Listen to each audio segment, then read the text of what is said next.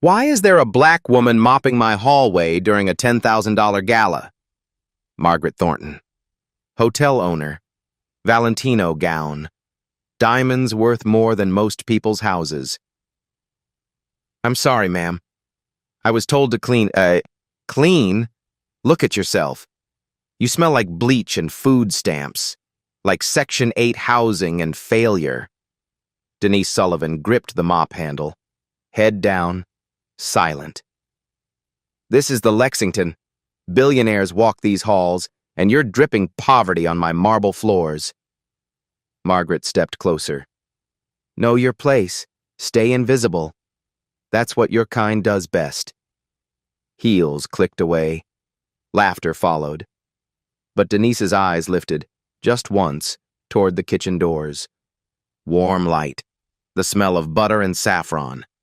Tonight, one billionaire would taste a single bite. He would stop chewing, demand to see the chef. They would point at the black woman with the mop. Have you ever been judged by your skin and your uniform, while hiding a gift no one thought to look for? The Lexington Hotel was built in 1923, during the golden age of American excess. For nearly a century, it had served as a temple for the nation's wealthiest families. Presidents had slept in its penthouse suites. Hollywood legends had exchanged wedding vows in its grand ballroom. Titans of industry had made billion-dollar deals over whiskey in its private lounges. And every October, the hotel hosted an event that all of New York would sell their souls to attend. The Culinary Excellence Gala. $10,000 a plate. 200 guests in designer gowns and tailored tuxedos. 5 celebrity chefs competing for a $500,000 charity prize. Camera crews from every major food network. Crystal champagne flutes clinked in manicured hands. The sense of old money and culinary ambition hung thick in the air. Near the entrance, a bronze plaque read, "Excellence is not a birthright, it is a choice." Tonight, those words would become prophecy. Denise Sullivan was 36 years old. Single mother. Night shift janitor at the Lexington, 11 at night until 7 in the morning. Day shift prep cook at a struggling soul food restaurant in Harlem. 4 hours of sleep on a good night. 2 subways and a bus to get anywhere. A cramped one-bedroom apartment in the Bronx with her 8-year-old son, Elijah. Nobody at the Lexington knew her last name. To them, she was just the cleaning lady. The invisible woman who scrubbed toilets at midnight while billionaires sipped champagne above. She had been invisible for 3 years. But Denise Sullivan had a secret. Inside her rusted locker, hidden behind a spare uniform, was a leather-bound notebook. Brown leather, worn with age. Pages filled with hundreds of handwritten recipes. Notes crammed into every margin. Add basil at the very end. Temperature 165 degrees, no higher. Grandma's secret, 1 drop of bourbon, never more. And taped to the locker door was an old photograph.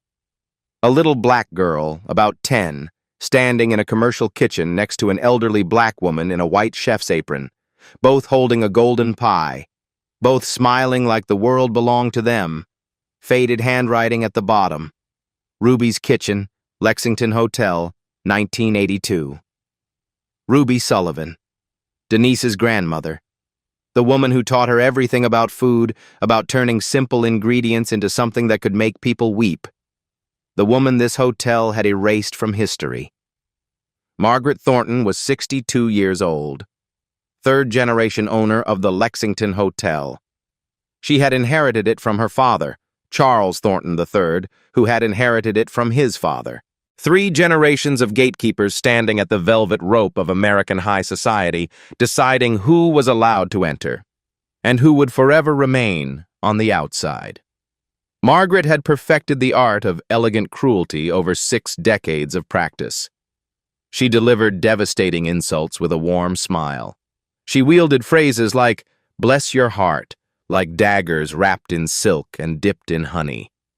She believed, truly believed, that discrimination was simply maintaining standards, that people like Denise Sullivan were necessary for the building to function, but should never, ever be seen. In her corner office on the hotel's top floor, Behind a row of leather-bound books that she had never actually read, there was an old photograph in a tarnished silver frame. It was lying face down on the shelf, hidden, gathering dust, as if someone couldn't bear to look at what was in it. Victoria Price was 40 years old, executive chef of the Lexington for 8 years. Her face had graced Food and Wine and Bon Appetit. Critics called her a culinary genius. Her career was built on one signature dish, a saffron lobster bisque that food writers described as transcendent. But Victoria harbored a secret. That recipe wasn't hers. In her locked drawer was a notebook labeled Mom's Recipes, but the handwriting inside didn't match. It belonged to someone else, someone erased from this hotel 40 years ago. Samuel Brooks was 68 years old with gray hair cropped close to his scalp and hands that still remembered how to hold a chef's knife. Head of maintenance at the Lexington for 42 years. He had started his career in this very building's kitchen, a young black man with fire in his belly and dreams of becoming a great chef. Somehow, somewhere along the way, those dreams had died. He had ended up fixing light bulbs and unclogging toilets instead. Nobody ever asked why, but Samuel knew things. He remembered what happened in the summer of 1985. He knew who had really created the recipes that had made this hotel famous. He knew why a brilliant black woman had walked out the service entrance one August afternoon with nothing but a cardboard box in her arms and tears streaming down her face.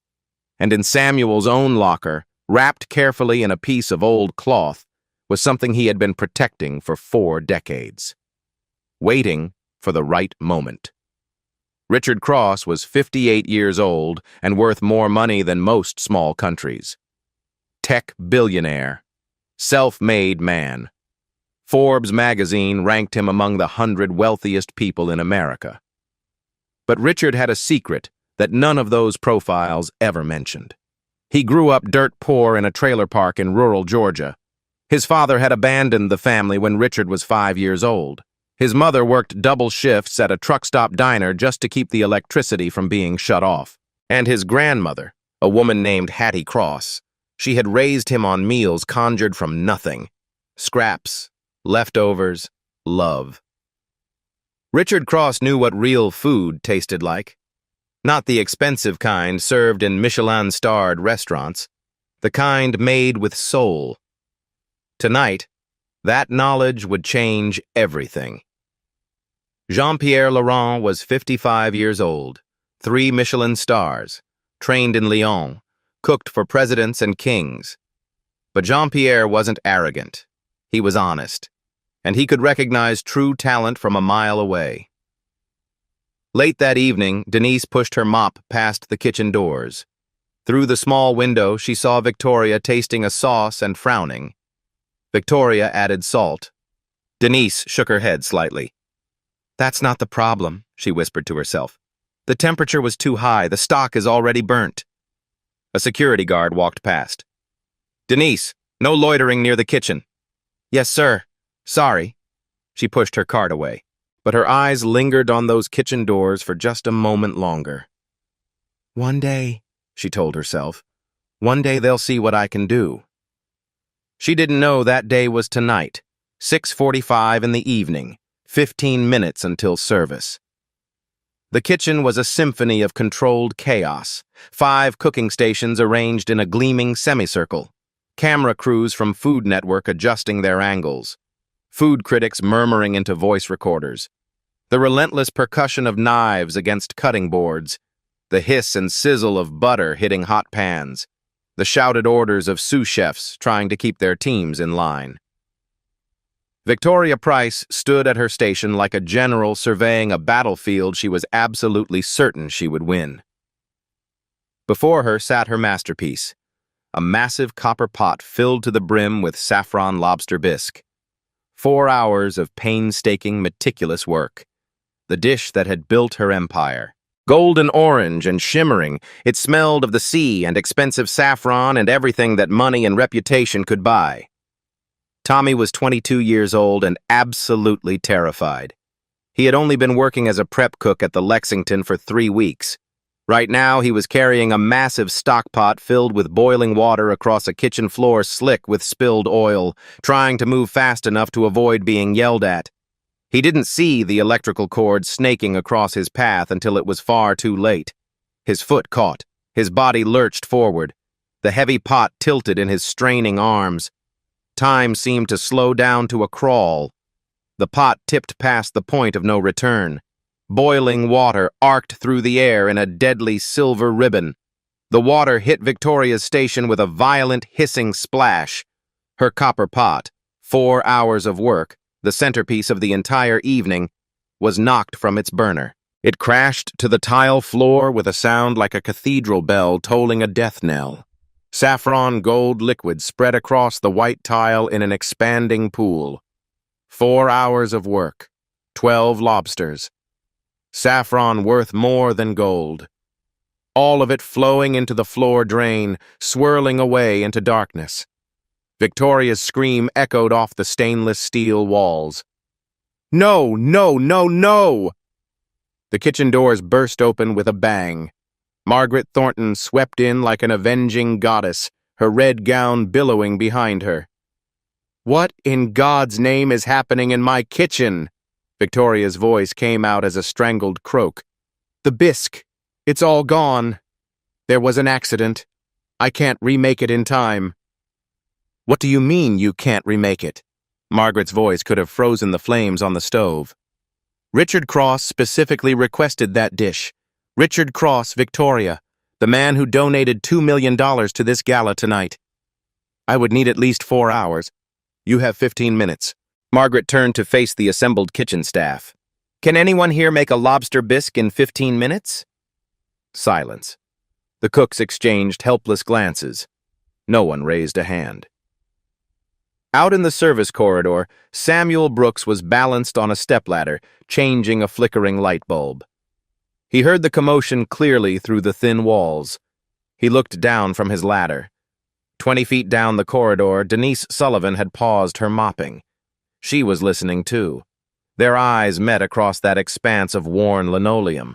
Something passed between them in that look. An understanding. A question. A possibility.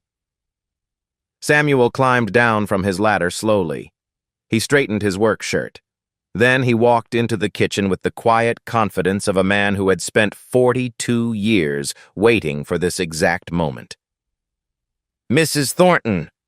Margaret spun around, her face twisting with irritation. What? Who are you? Samuel Brooks, ma'am. Head of maintenance. I've worked in this hotel for 42 years. He stood tall despite her withering glare. I believe I know someone who can help you with your problem. Margaret's eyes narrowed. You? You're the maintenance man. I am. But I know people in this building that you've never bothered to look at. I know someone who can make that bisque if you're willing to trust me. Margaret looked at him, looked at Victoria's devastated face, looked at the clock on the wall. Fine, 15 minutes. But if that dish doesn't appear on Richard Cross's table, you and whoever this mystery person is will never work in this building again. Samuel walked out of the kitchen and found Denise waiting in the corridor. You heard all that? I heard. You know what I'm asking you to do. Denise looked at the kitchen doors. That bisque recipe, she said quietly. Victoria's famous signature dish. I know where it really came from, Samuel. Samuel nodded slowly. I know you do, child. Cook first. Then we'll talk about the past. Denise pushed open the prep kitchen door. The ingredients were basic. Shrimp shells, rescued from the garbage bin. Heavy cream. Basic aromatics. One lonely lobster tail. A handful of common spices. Not nearly enough for a traditional French bisque. Everything about this situation was wrong. But Denise Sullivan didn't cook traditional. She cooked Sullivan. She closed her eyes, drew a breath that seemed to reach all the way down to her bones. Okay, Grandma, she whispered. Let's see if you're still with me. Her hands began to move. To truly understand what Denise Sullivan's hands were capable of creating, you have to travel backward through time. 28 years into the past. A tiny apartment kitchen in Harlem, New York. Late afternoon sunlight slanting golden through a window smudged with fingerprints. The smell of onions caramelizing slowly in a cast-iron skillet. The fragrance of garlic blooming in hot oil. Something sweet and mysterious baking in a temperamental old oven. The year was 1996. Denise Sullivan was 8 years old. She stood on a wooden step stool that wobbled slightly with every movement, her small hands gripping the counter's edge for balance, watching her grandmother move through that cramped kitchen like music made visible. Ruby Sullivan was 62 that year. She wore a white chef's apron, faded and soft from 1,000 washings. If you looked closely at the embroidered patch on the chest, you could still make out the words, Lexington Hotel. "Come here, child." Ruby's voice was warm and rich as molasses. "Put your hand over this pan. Not too close now. Feel that heat?" Little Denise stretched out her small hand. Warmth radiated up from the cast-iron skillet, gentle as a blessing. "You feel that? That little tingle? That's how you know when the oil is ready for the onions. You don't need some fancy thermometer. Your hands will tell you everything you need to know." Ruby smiled, deep wrinkles creasing around her kind eyes. "That's something no cookbook can teach. It's got to live in your bones." "Grandma?" Little Denise's voice was curious, innocent. "Where did you learn to cook so good?" Ruby's hands never stopped moving, chopping, stirring, tasting. A lifetime of muscle memory flowing through her weathered fingertips. "My mama taught me, child. Back in Alabama, when I was even younger than you. We didn't have much, but Lord, we had flavor." She chuckled softly at the memory. "Then I came up north to New York City, got myself a job at a big fancy hotel in Manhattan, worked there for 15 years, ended up running the whole kitchen, 20 cooks working under me." Little Denise's eyes went round as dinner plates. "You were the boss? Of a whole kitchen?" "Head chef, they called it. Yes, indeed, baby, I was the boss." "That's amazing. Why did you stop?" Ruby's hands paused over the cutting board, just for a heartbeat. A shadow passed across her weathered face. "They decided they didn't want me anymore, baby. Said they needed someone different." "Different how?"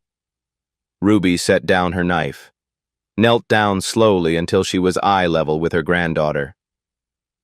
"Different is just a word that people use when they don't want to tell you the real reason for something. Remember that, child. When somebody tells you that you're not the right fit, what they really mean is something uglier, something they're too cowardly to say out loud." A year later. Denise was 9 years old. Ruby was teaching her the philosophy that would guide her entire life. "Listen to me now, baby." Ruby's voice was serious as a sermon. "Cooking isn't about following recipes like they're the word of God. Recipes are just suggestions, starting points. A real cook, a true cook, they listen to the food.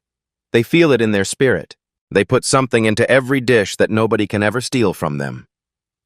"What's that, Grandma?" "Memory, child. Love, pain, hope, all the things that make us human." Ruby pressed a hand to her heart. "When somebody eats food you made with your whole soul, they ain't just tasting ingredients. They're tasting a piece of you. That's what makes food holy." Ruby opened the refrigerator, took out 2 small containers. "This here is my secret. White miso paste and a touch of good bourbon. Don't you ever tell nobody, you hear me? This is what makes my bisque different from everybody else's. This is Sullivan family magic." 9-year-old Denise nodded solemnly. A sacred covenant between grandmother and granddaughter. 2 years later. 1999. A hospital room in the Bronx. Harsh fluorescent lights buzzing overhead. the sharp smell of antiseptic and approaching death. Ruby was 64. The cancer had eaten her from the inside out. Her hand, once so strong and sure, trembled in Denise's desperate grip. Denise was 11 years old enough to understand what was happening, young enough for it to break her heart. "You remember everything I taught you, baby?" "I remember, Grandma. Every single recipe. I wrote them all down in my notebook." "Good girl." Ruby's voice was fading. "I need you to promise me something." "Anything, Grandma." "Don't be silent like I was." A single tear traced down Ruby's hollow cheek. "I let them take everything from me. My recipes, my reputation, my voice. I kept my mouth shut because I was scared." Her eyes found Denise's. "Don't you be scared, baby. When your time comes, you stand up. You speak out. Promise me." "I promise, Grandma, I promise." Ruby's eyes were closing. "One day, somebody's going to taste your food and understand. Might not be me there to see it, but somebody who belongs to me. Somebody's going to show the world." Her hand went limp, but Denise held on anyway. Held on until the nurses came to gently pull her away. After Ruby died, Denise's world collapsed. Her mother spiraled into depression. No money for cooking school, no guidance. At 17, Denise got pregnant. The father disappeared within a month. She dropped out of school. At 20, she was a single mother working double shifts, applying to every restaurant in the city. 52 applications over 3 years. 52 rejections. The same questions every time. What culinary degree do you have? Where did you train? Who have you worked under? She had Ruby's hands. She had Ruby's gift. But she didn't have papers. So Denise took the only jobs she could get. Dishwasher, cleaner, janitor. But she never stopped cooking. Late at night after Elijah was asleep, she would stand at the tiny stove. Practice, experiment, fill her notebook with recipes, waiting. The morning of the gala, Denise stood beside Elijah's bed, watching him sleep. She reached into her pocket and pulled out a folded piece of paper, a crayon drawing he had made for her the week before. The drawing showed Denise wearing a tall white chef's hat, standing in a big, bright kitchen. Above her head, in wobbly crayon letters, "Best chef in the world, my mom." Her eyes burned with tears she refused to let fall. She tucked the drawing into her uniform pocket, close to her heart. "I won't be silent forever, baby," she whispered. "One day they'll see." The back prep kitchen was dark and cramped. No cameras, no audience. Just a single flickering fluorescent light and the distant thunder of the gala preparation. 14 minutes on the clock. Denise stood at the stainless steel counter, surveying what she had to work with. Shrimp shells, rescued from the garbage, heavy cream, basic aromatics, one small lobster tail, a handful of common spices, not nearly enough for a traditional French bisque.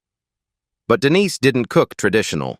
She closed her eyes, took a breath that reached all the way down to her bones. When she opened her eyes, her hands began to move with a certainty that seemed to come from somewhere beyond herself.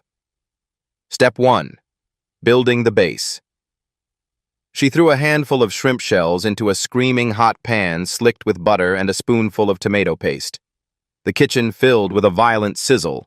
Most professional chefs throw away shrimp shells. They consider them garbage.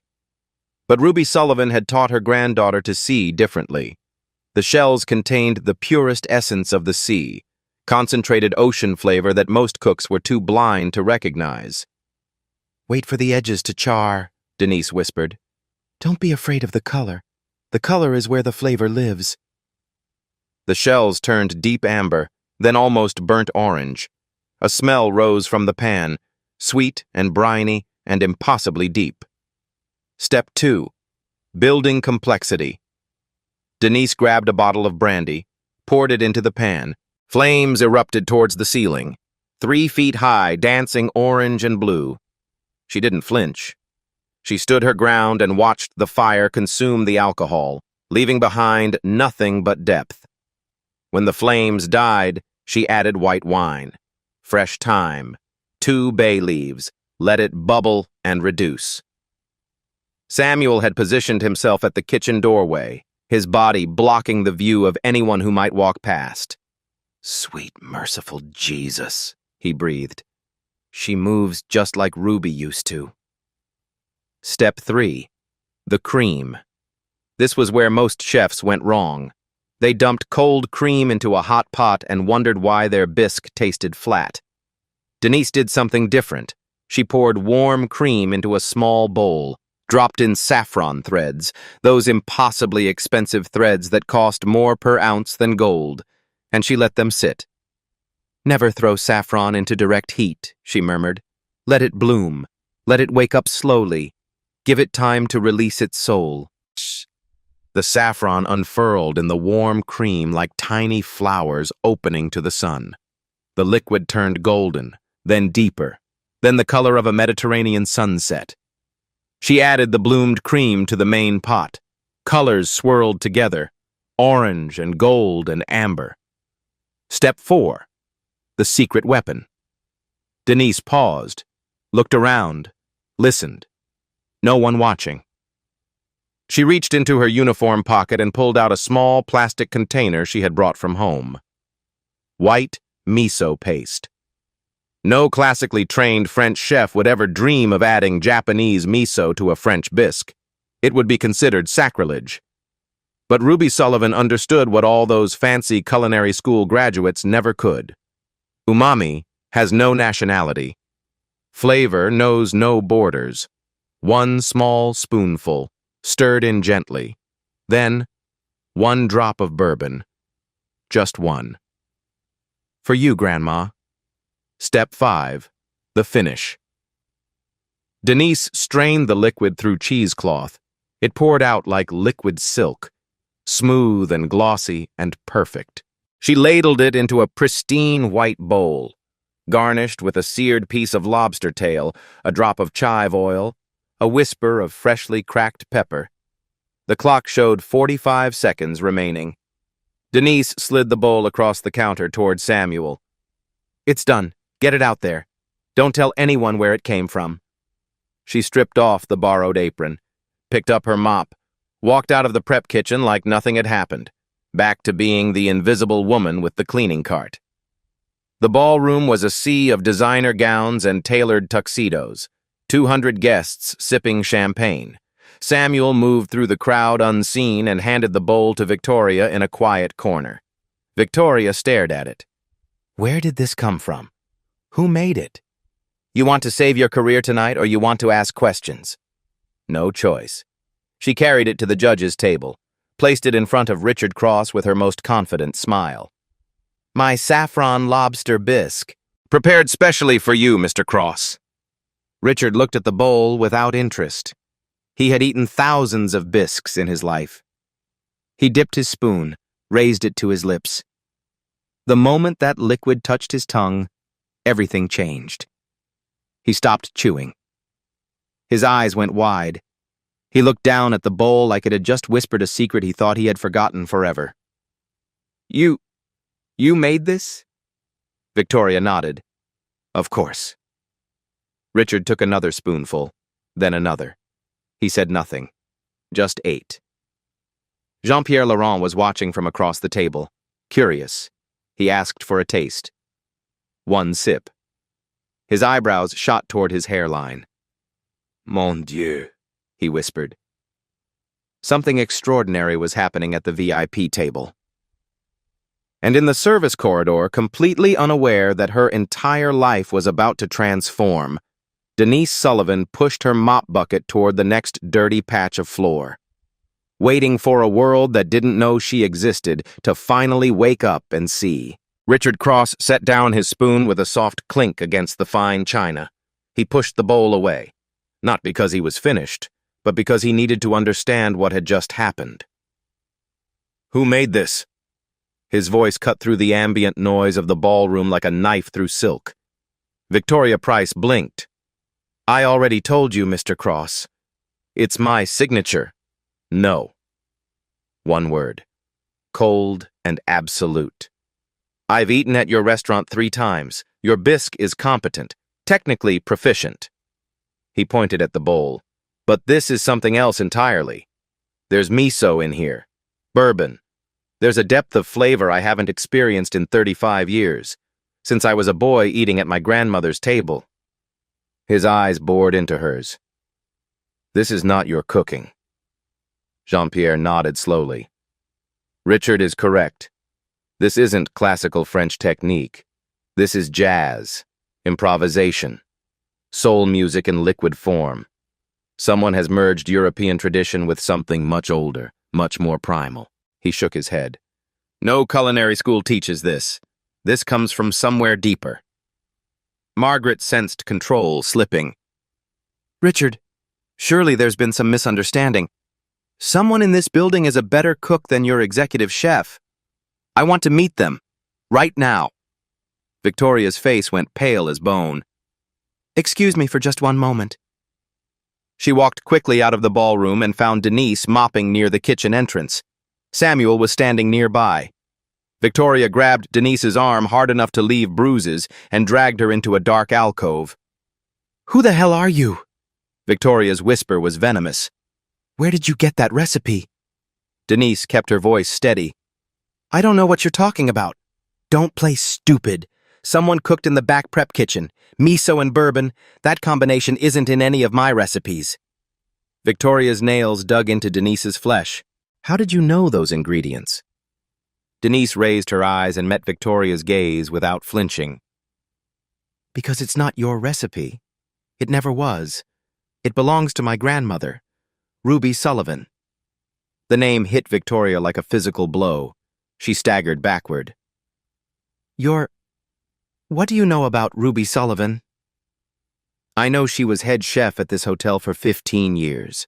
I know she created every signature dish this restaurant became famous for. And I know someone stole her recipes and built a career on the theft. Victoria's face cycled through shock, fear, and finally cold menace.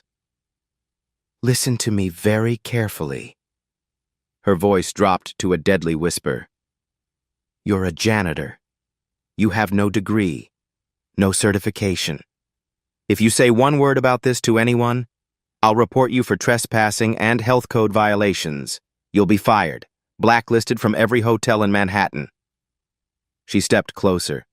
And let's not forget, you're a single mother. An 8-year-old boy named Elijah? Child Protective Services takes a very dim view of mothers who work 16-hour shifts and leave their children unsupervised. One phone call from me and social workers will be knocking on your door. The blood drained from Denise's face. This wasn't about her anymore. This was about Elijah. Walk away. Forget tonight ever happened, and pray that I forget too. Victoria walked away. Her heels echoed like gunshots. Samuel appeared beside Denise. You all right? She knows my grandmother's name. How does she know about Ruby? Samuel was quiet for a long moment. Because that bisque recipe, Victoria didn't create it. Her mother worked here in the 80s, and her mother learned that recipe from your grandmother. Learned? Stole, Denise. They made Ruby write down every recipe she had ever created. 2 weeks later, they fired her. Said she didn't fit the new image they wanted for the restaurant. Denise felt the floor tilt beneath her feet. They stole her recipes, then threw her away like garbage? Your grandmother walked out the service entrance with nothing but a cardboard box. No one said goodbye. No one said thank you. Tears burned in Denise's eyes. She never told me any of this. She was ashamed, not because she did anything wrong, but because they made her feel worthless. Samuel put a gentle hand on her shoulder. But tonight, you proved who that recipe really belongs to. In the ballroom, Richard Cross was losing patience. I'm still waiting for an answer. Who made that bisque? Margaret attempted to regain control. Richard, Victoria has confirmed. Victoria is lying. And frankly, Margaret, I suspect you know more about this than you're admitting." The room went silent. "Search the kitchen staff," Margaret commanded. "Question everyone." Kitchen workers were lined up, questioned one by one. Each one denied knowledge. Derek Hayes stood in the shadows near the service entrance. He had seen Denise enter the prep kitchen. He had seen Samuel standing guard. He knew exactly what had happened. Victoria materialized beside him. "Derek, tell me what you saw tonight." "I didn't see anything, Chef." "Don't insult my intelligence." She leaned closer. "You want that head chef position that's opening up in the spring? One word from me and it's yours. Or one word about your reliability issues, and you'll never work in a professional kitchen again. Your choice." Derek looked across the room at Denise. Denise, who had shared her homemade lunches with him during late shifts, who had asked about his mother's chemotherapy when nobody else even knew she was sick, who had treated him like a human being. His hands were trembling. I saw someone. In the back prep kitchen.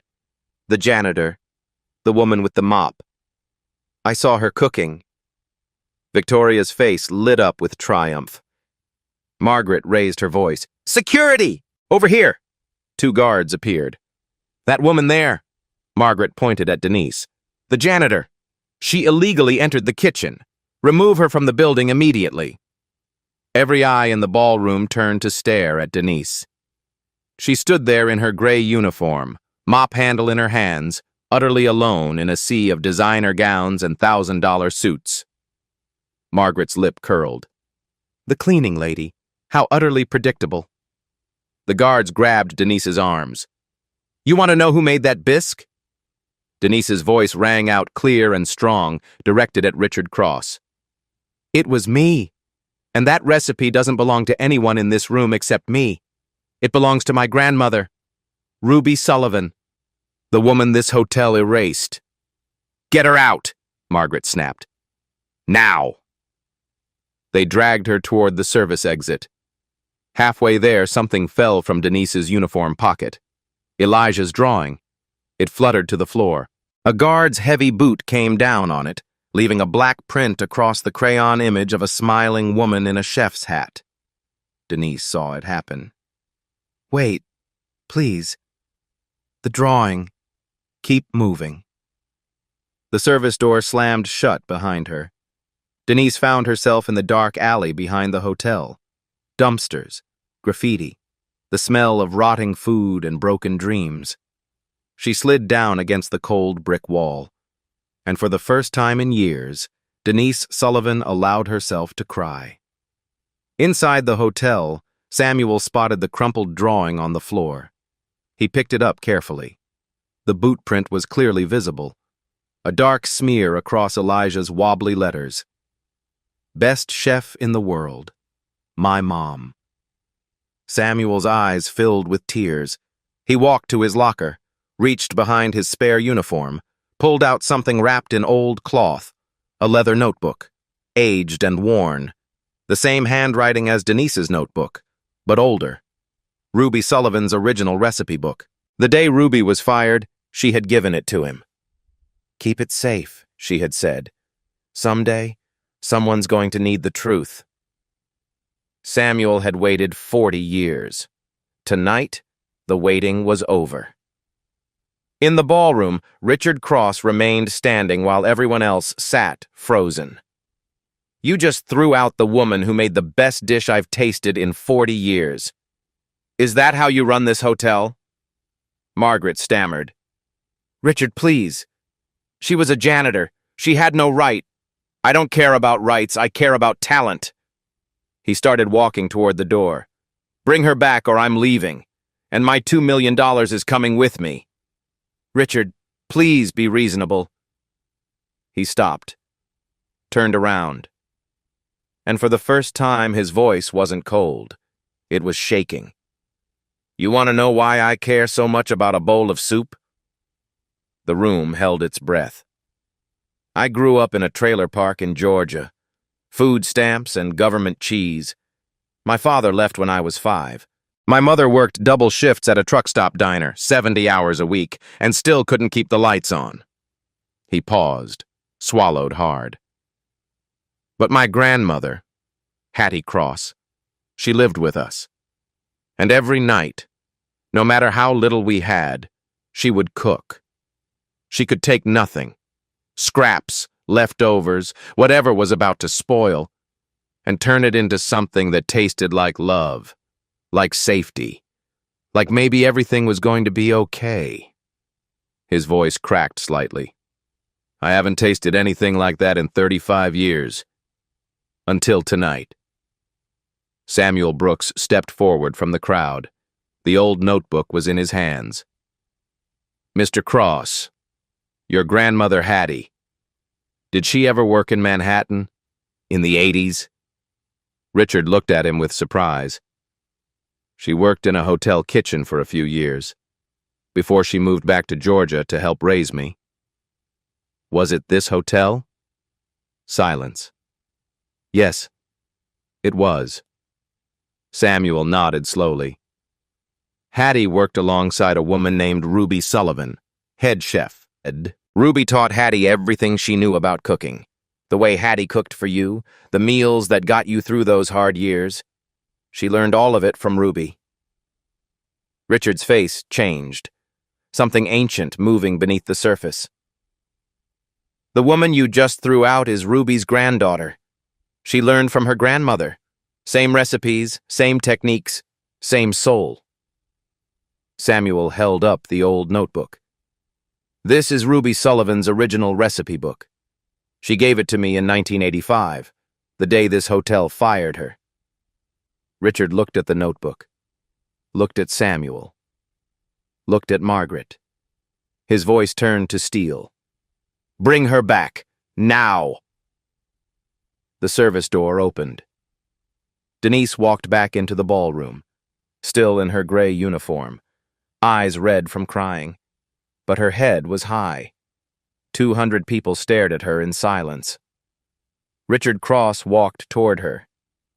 You're Ruby Sullivan's granddaughter? Yes. Your grandmother taught my grandmother to cook. Every meal that got me through my childhood. It all came from Ruby. His voice was thick with emotion. Tonight, you brought me back to that kitchen. Denise didn't know what to say. No one had ever spoken Ruby's name with respect. I want to see more, Richard said. Another dish, your choice, cooked right here, in front of everyone. Margaret stepped forward. Richard, this is absurd. She has no training, no certification. Be quiet. Margaret's mouth snapped shut. I'll do it, Denise said quietly. But I cook my way, my family's food. Richard smiled for the first time all evening. That's exactly what I want. The center cooking station was cleared. The celebrity chefs stepped back to watch. Denise walked to the station. Her rubber shoes squeaked on the polished floor. She surveyed the ingredients: short ribs, root vegetables, stock, red wine, fresh herbs, butter. I'm going to make my grandmother's braised short ribs, the first dish she ever taught me, the dish that fed me when there was nothing else. She began. Step 1. Seasoning. She reached for salt and a small container of ground coffee. Jean-Pierre raised an eyebrow. Coffee? On beef? My grandmother always said coffee creates a crust, no coffee flavor, just depth. She rubbed the mixture onto the meat with her bare hands. Step 2. Searing. The meat hit a smoking hot pan. Thunder. Denise didn't touch it, just waited. Most chefs flip too early. They're afraid of burning, but the best flavor comes from patience. The meat developed a crust that was nearly black. Perfect. Step 3. Aromatics. Onions, carrots, celery. Then, unexpected additions. Ginger, star anise, cinnamon. Jean-Pierre leaned forward. She's combining French technique with Southern soul cooking and African spices. This isn't fusion. This is heritage. Step 4. The braise. Red wine poured in. Steam rose. Stock. Tomato paste. Covered. 20 minutes. While waiting, Richard came to stand beside her. With talent like this, why mop floors? I applied to 52 restaurants. Same answer every time. Where did I train? What degree do I have? I had Ruby's hands, but no papers. Richard was quiet. I applied to Stanford, rejected, built my first company in a garage. They said I didn't have the background. He looked at her. This world isn't built for people like us. But here we are. The timer beeped. Denise opened the pot. Aroma filled the entire ballroom. She plated. Tender short rib, glossy reduction, caramelized vegetables. Richard cut a piece, raised it to his mouth. He chewed slowly, then stopped. Tears streaming down his face. This is the dish my grandmother made for my 10th birthday. The last good day before we lost our trailer. I thought this taste was gone forever. Jean-Pierre tasted, set down his fork, stood up. Mademoiselle Denise, I have 3 Michelin stars. I have cooked for presidents, but I cannot make this dish. I don't have what you have. Memory, love, pain, hope. This isn't cooking. This is art. Applause started, spread, grew louder. Then, the service door opened. Samuel stood there. Beside him, Elijah, in pajamas and a winter coat. Elijah looked into the room, saw his mother standing in the light, everyone clapping. Mama! He ran through the crowd, crashed into Denise's arms. She held him tight, tears streaming. You see, baby? I told you. One day they'd see. Elijah looked up at her, smiling. You're the best chef in the world, Mama. I always knew. The applause faded. Margaret Thornton stepped forward with a plastic smile. Well, what an unexpected surprise. Of course, at the Lexington, we've always believed in discovering hidden talent. Richard cut her off. Margaret, stop. She froze. 30 minutes ago, you called this woman a janitor and had her dragged out the back door. I heard you say she smelled like poverty. Now you want credit? Whispers spread through the crowd. Phones appeared, recording. Denise stepped forward, Elijah's hand in hers. Mrs. Thornton, 40 years ago, my grandmother, Ruby Sullivan, was head chef at this hotel. The room went silent. 15 years she worked here, created every signature dish this place is famous for.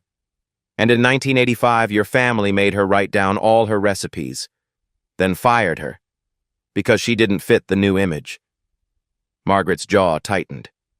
That was 40 years ago. I wasn't even... But the recipes stayed. Denise's voice was steady. The bisque that made Victoria famous? That was my grandmother's recipe. Stolen. Rebranded. While my grandmother died in poverty. Samuel stepped forward with the old notebook. I started in this kitchen alongside Ruby. The day they fired her, she gave me this. He opened it. Ruby's handwriting. Ruby Sullivan's original recipe book, Saffron Lobster Bisque, created 1978, 7 years before Victoria Price was born. Victoria's face drained of color. My mother improved. You just admitted it came from somewhere else, Richard said coldly. He faced the crowd. Everyone here tonight witnessed what happens when people in power decide who gets seen and who stays invisible. Ruby Sullivan was a genius. She was erased because of her skin color. Her granddaughter has the same gift, and 20 minutes ago she was dragged out like a criminal. He looked at Margaret. I own 15% of this hotel. I'm demanding a full investigation into hiring and termination practices over the past 40 years. Anyone responsible for discrimination will be removed. Margaret stood alone. No allies, no support. Denise looked at her without hatred, just truth. You said I smelled like poverty. You were right. I smell like overnight shifts mopping floors, like 2-hour bus rides, like raising a child alone without knowing if I can make rent. She held up her hands, rough, cracked, scarred. But these hands know something no one in this room can buy. They know how to make a billionaire cry with a single bite. You looked at me for 3 years and saw nothing. Tonight, everyone saw. She turned, took Elijah's hand, walked toward Samuel. Margaret stood alone. Behind her, the plaque on the wall. Excellence is not a birthright. It is a choice. She had spent her life making the wrong choice. That night, after the guests left, Denise sat in the employee break room, Elijah asleep on her shoulder. Around her, the housekeepers, the porters, the security guards, the invisible workforce of the Lexington, finally seeing one of their own rise. Janelle, a young kitchen porter, showed Denise her phone. You're trending. #MopChef rises. 50,000 tweets in 2 hours. Samuel approached. Something in his hand, Elijah's drawing, still had the boot print on it, but intact. Denise held it to her chest, tears falling.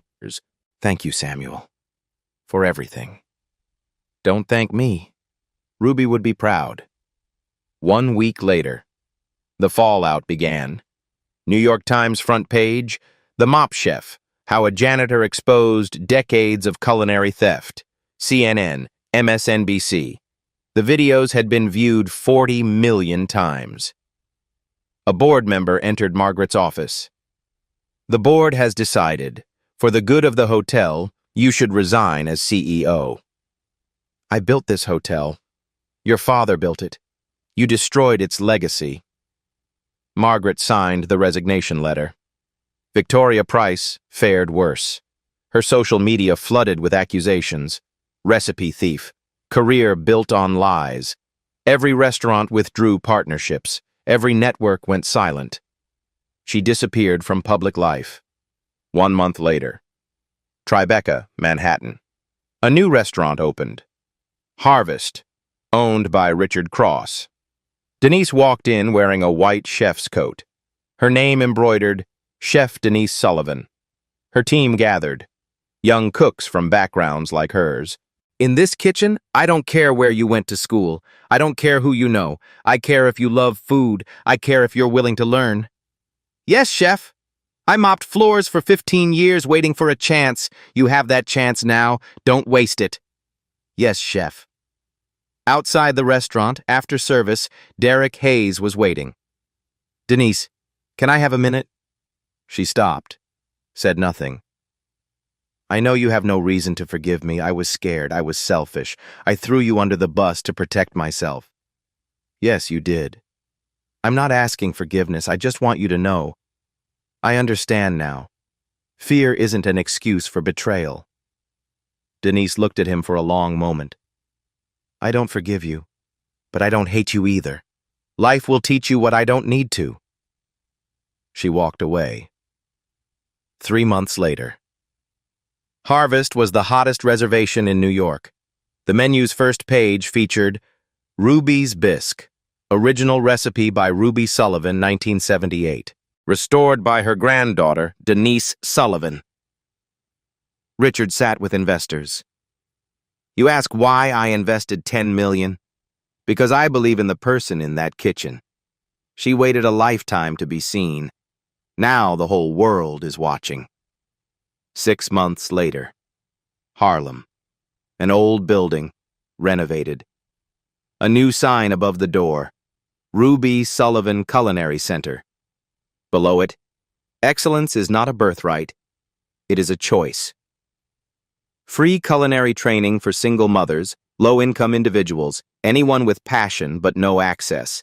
A place where talent mattered more than pedigree, where dreams were given a chance to breathe. Denise cut the ribbon. Beside her, Elijah, Samuel, Richard Cross. Inside, 20 students at cooking stations, single mothers, former prisoners, foster kids, immigrants. Everyone told they didn't belong in a professional kitchen. Denise walked among them. 6 months ago, I was mopping floors, invisible to everyone. Now I'm here. The only difference is someone finally gave me a chance. She stopped at a station where a young woman, 19, single mother, nervously held a knife. The world told me I couldn't be a chef. The world was wrong. And the world is wrong about you too. Let's prove it together. On the wall, 2 photographs. Ruby Sullivan in the Lexington kitchen, 1978. Finally, in the center, Denise and Elijah opening night at Harvest. That evening, Denise's apartment. Bigger now, but still simple. She stood at the stove, cooking for Elijah. He looked up from homework. Mama, when I grow up, can I cook like you? She turned, knelt to his level. You'll cook better than me, because you won't have to wait as long. On the windowsill, Ruby's recipe book under glass. Next to it, framed and illuminated by the evening sun, Elijah's drawing, boot print still visible. Denise opened the book to the last page. Ruby's shaky handwriting. One day, someone will taste and understand. Maybe not me, but someone who belongs to me. Denise touched the words, tears in her eyes, smile on her face. I did it, Grandma. They tasted, and they understood, and they will never forget us. If this story touched you, subscribe and share it with someone who needs to hear it today. Because every day, somewhere in this world, there's a person mopping floors, washing dishes, being invisible, while carrying something extraordinary inside that the world isn't ready to see. Something beautiful, something powerful, something that could change everything. Maybe that person is you, and if it is, don't give up. Don't let them silence you. Don't let them make you invisible forever. Your moment is coming. One day, they'll taste, and they'll understand. Tell us in the comments, what gift are you carrying that the world hasn't seen yet?